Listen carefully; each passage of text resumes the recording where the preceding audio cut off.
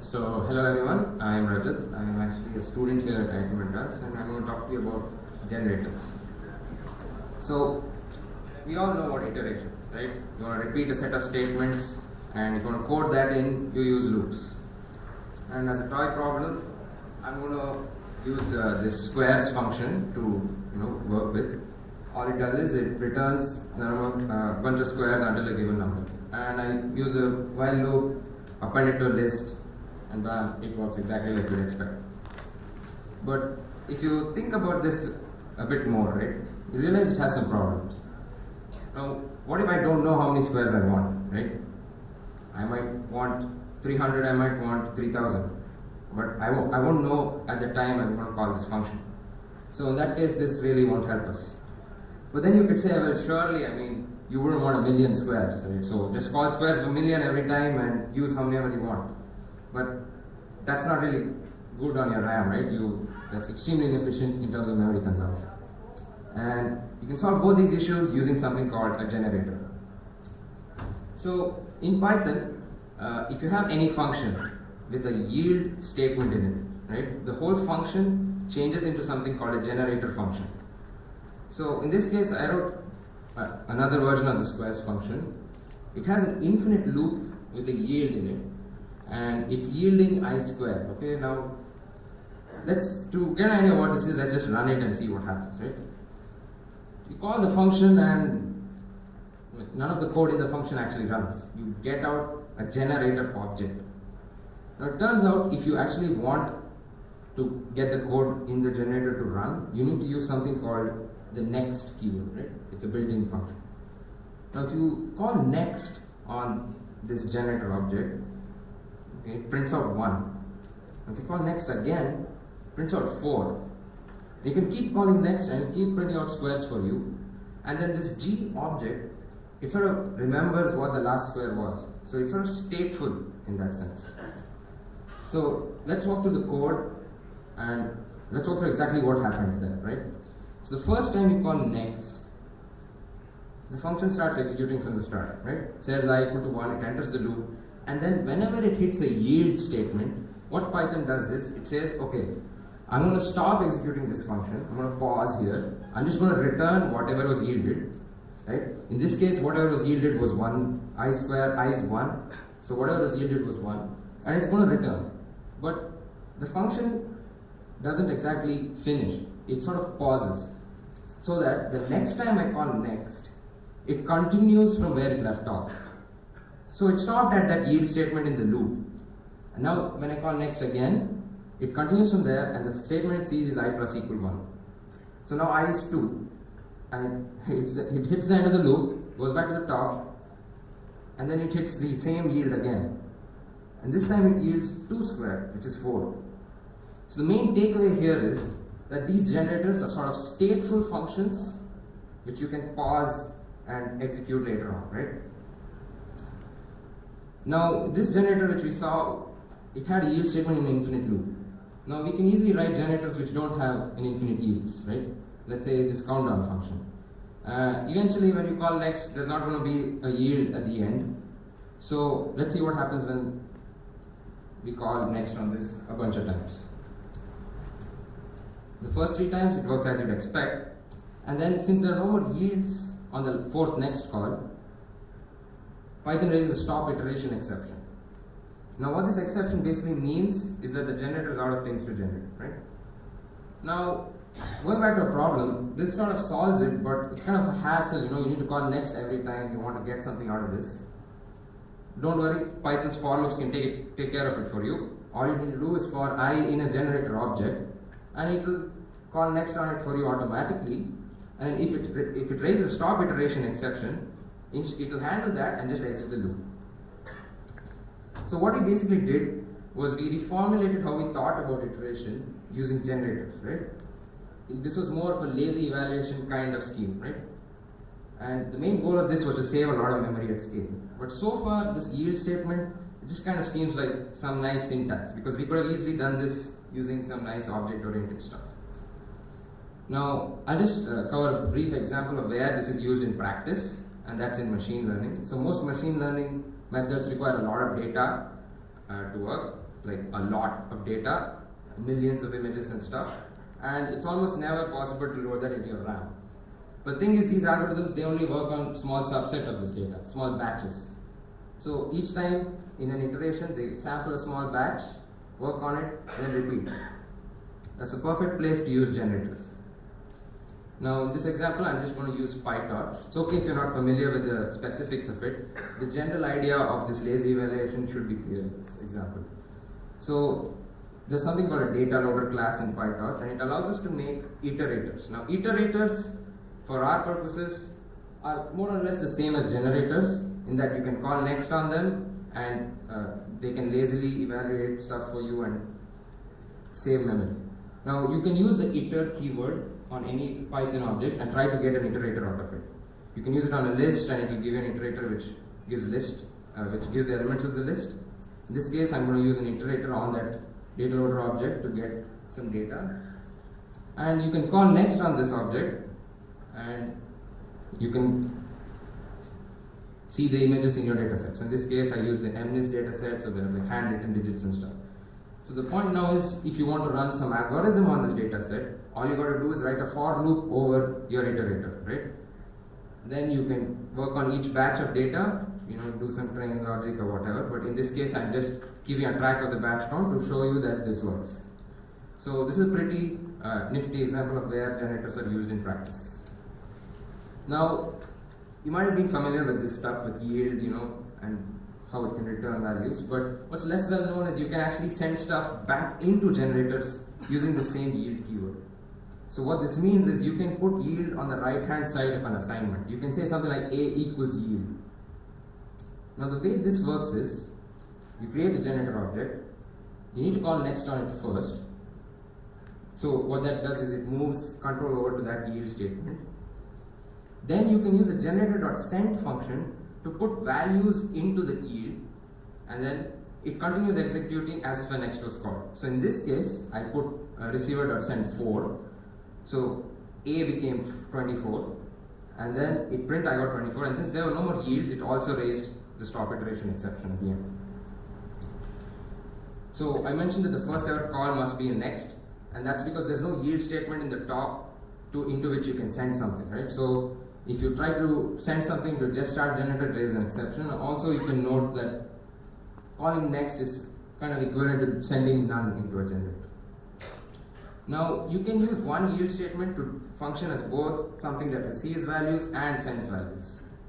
So let's look at this example, which basically returns whatever I send into it, an echo generator, right? So the first yield, we know how it works. It's just A equals yield. It gets in whatever you send. Then in an infinite loop, there's this weird statement, like A equals yield A.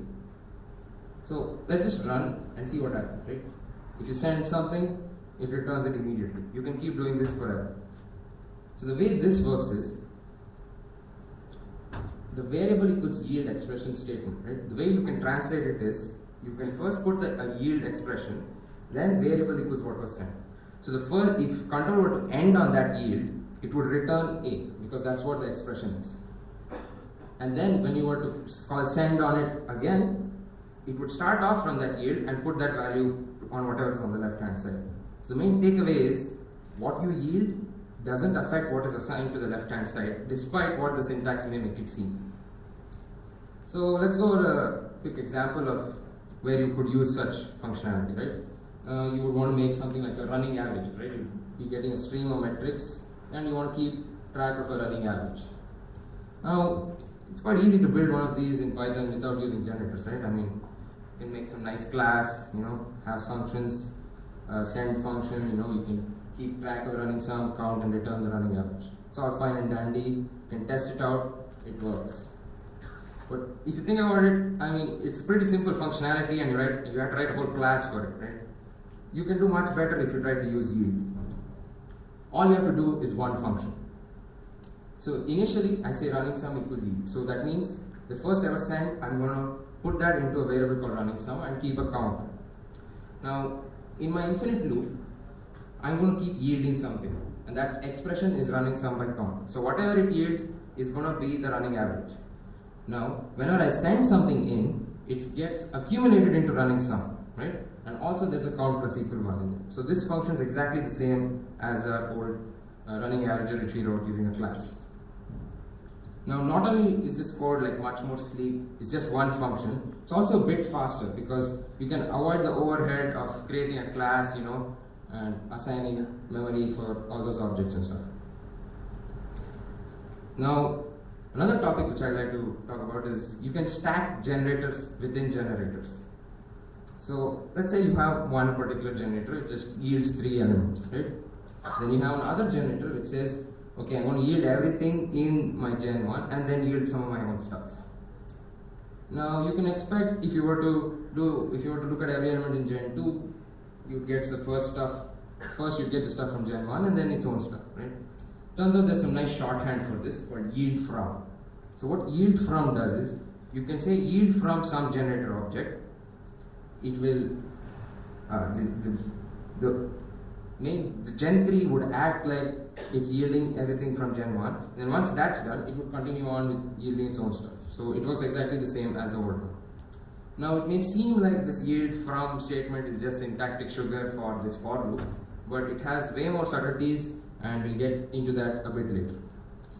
Now I'm going to show you a pretty nifty example of where you could use stack generators, right? Now we've all heard about binary trees, right? And how you can traverse them in order, pre-order and all that stuff. So I want to write some code to do that functionality. So first I'm just going to create my data structure called binary tree. All it has is a left subtree, right subtree and some data. In this case just numbers. I'm going to make a simple binary tree to demo our algorithm. So it's this binary tree, and if you were to do in order traversal on this, it would be 1, 2, 3, 4, 5, 6 and so on, right? Now we can easily write a function to do this without using any yields and all that, right? You want to list the elements of the binary tree in order. Well, I'm going to use recursion, right? I get the list of the left subtree in order, right subtree in order, and then return it in order, right? And it works as you'd expect. And it's not that hard if you want to do it in pre-order. All you got to do is change what you return. But then again, going back to our first problem, what if your binary tree had 1 million elements, right? Then this function would return a list with a million elements, and that's not really nice in some cases, right? Suppose you want to go through the elements of the binary tree in order, but only one at a time, right? You can do that using a generator. Now this generator here is quite a weird one, right? First of all, we need to acknowledge that it's a generator. There are yield statements in it. There are yield froms in it. Now what is it? What is the first statement? It's going to yield from another in-order generator. So not only is it a stack generator, right? It's sort of recursive also. So it's yielding from an in-order generator of the left subtree. Then it's going to yield whatever the data of the root is. Then it's going to yield from the in-order generator of the right subtree. So this piece of code might blow your mind at first, but trust me, it works. We got the base case handled with the B tree not equal to none and stuff. And you run it and you get your 1, 2, 3, 4, 5, 6. Right? So take a bit of time to read through the code and make sure and once you read through it, you realize it's actually pretty cool. And if you want to change it to pre-order, all you got to do is change the way you yield stuff, right? And it works. So this version is way more sleek and way more memory efficient. So try to see where you can improve your code base in terms of memory consumption using this form of generators. Now I mentioned earlier that yield from was more than just that for loop expansion, right? There's much more deeper stuff going on. So first of all, one observation we can make is, if we were to do the for loop expansion on a generator and try to send something into that, it's not going to work, right? But yield from takes care of all of that. If you were to send something into a generator and you had a yield from statement into that, it would pass in whatever you sent into the delegated generator. Now you can also actually put yield from on the right hand side of an assignment, and that works differently from the way yield works. Okay, and this fundamental functionality of yield from is actually what is at the heart of asynchronous concurrency in Python. So let's get into a bit of what this asynchronous concurrency business is. So most of you would know what a coroutine is, right? Broadly, they're just normal functions, but you can pause them in between and transfer control amongst them. So you can have a bunch of coroutines executing. You say, I'm going to pause this one, go to this, come back to this, and so on. Now, you note we saw earlier that these generators, right? We saw, okay, they're stateful functions and whatnot, and they pause execution and yield statements. Now, that's exactly what coroutines are, more or less, right? So you can use these generators to build a framework of asynchronous concurrency in Python, right? Now, the benefit of asynchronous concurrency, of course, is that if you had some operation which would block execution, right? Suppose you want to read from a database or something like that, your code would just be there waiting if you were to write normal functions. But if you were to write coroutines, you could say, okay, well, I'm going to use a yield, I'm going to pause, I'm going to do some other stuff, and then once my IO operation is complete, I can just come back to this coroutine and continue executing, right? So the main goal is to minimize CPU idle time. So I'm going to show you a quick example of how you could use yield from to achieve concurrency, right? So I'm going to build a simple coroutine here, okay? All it does is it sums the natural numbers up until some n. Just for some variety, I made it sum in backward order, and I'm going to print the running sum at each loop. And I also stuck in a yield there, right? So each time you call next on this, it executes one iteration of the loop. Now, one thing you'll notice that's different from the generators we saw till now is this thing has a return in it, right? I mean, we didn't expect to have returns in generators. I mean, the only way to give out stuff is yield, right? So what does this return do? So it turns out, if you were to call next on this generator, and then there were no more yield statements, and it hits the return statement, what happens is that the stop iteration exception is still raised, but the value of the stop iteration exception is whatever is returned, right? So in this case, the value of the stop iteration exception would be S. Now, I'm also going to write another coroutine. It's sort of a wrapper around some given coroutine, and I call it print result. It has just one main line, which is result equals yield from coroutine. Now, the way this works is yield from says, okay, I'm going to delegate all next calls to whatever's on that side, the coroutine. Now, if that coroutine were to finish executing, right, and raise the stop iteration exception, yield from would automatically handle that exception, get the value of that error, and then put it into result. So basically, the result would get the value of the return value of the coroutine only once it's done finishing, once it's done executing, right? Yeah. So the value of result equals whatever the coroutine returns. Now, I mentioned that you can nicely bounce control around coroutines and stuff and minimize CPU idle time and all, but these coroutines by themselves, yeah, they don't know how to do that, right? They're just coroutines that they can pause execution. But so what you need is something overarching which controls all this, some sort of scheduler, right?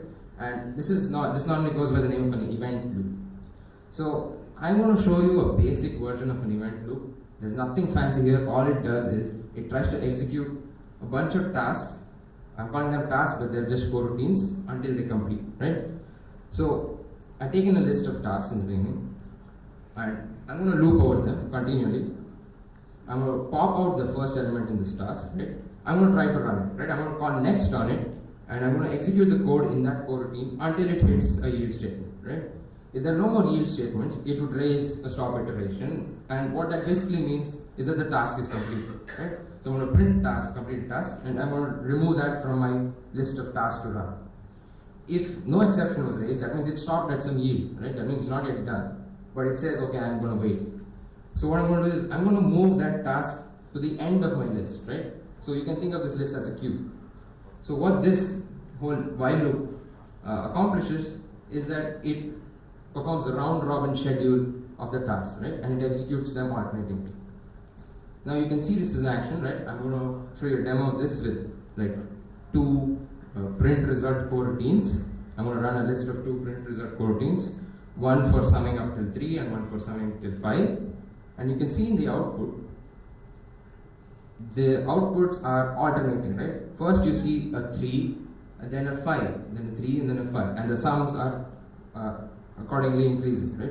And then you see once the 3 coroutine is done, it prints out 6. And that 6 is from the print result yield from statement, right? And then it also says completed task from our event loop. And then 5 continues and that completes. So what we basically did was, we managed to execute these two coroutines alternatingly, right? And that's basically what concurrency is. Yeah. So to summarize my talk, what we did in the start was we thought, okay, this yield keyword was nice. We could do lazy evaluation and we sort of reformulated iteration, but till then it was basically just some sort of syntactic trick, right? But then we saw yield from, right? Then we saw, okay, well, you can not only delegate sending into generators, you can also basically exploit the fact that these generators are stateful, and you can create a whole asynchronous concurrency framework. Now it turns out, if in Python 3.5 plus, this has actually been made explicit using the keywords async and await. You can define coroutines using async def, and you can use the await keyword, and that functions basically the same as yield from. So if you're interested, I put some links in these slides. You can go on and learn more about this. And there's also going to be a concurrency workshop tomorrow. I definitely recommend attending that. Yeah, thanks.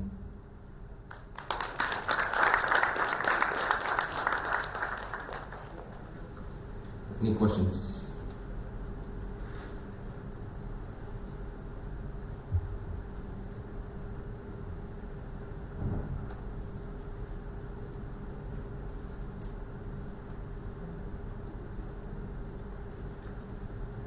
I think everyone is too blown away with it. Take a minute.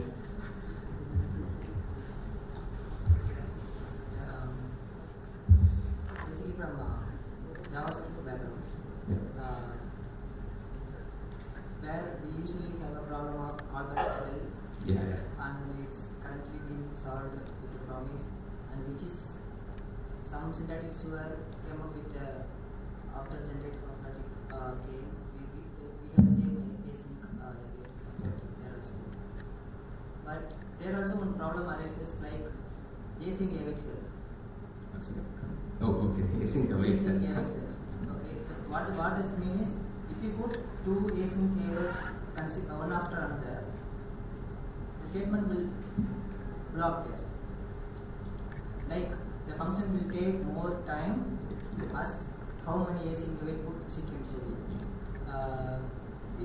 Is that limitation same applies here also? I'm not exactly sure, but I think that limitation not be there here in Python because of the way the event loop is handled. Right? So not exactly sure. I can't tell with certainty whether it's a problem or not, but yeah.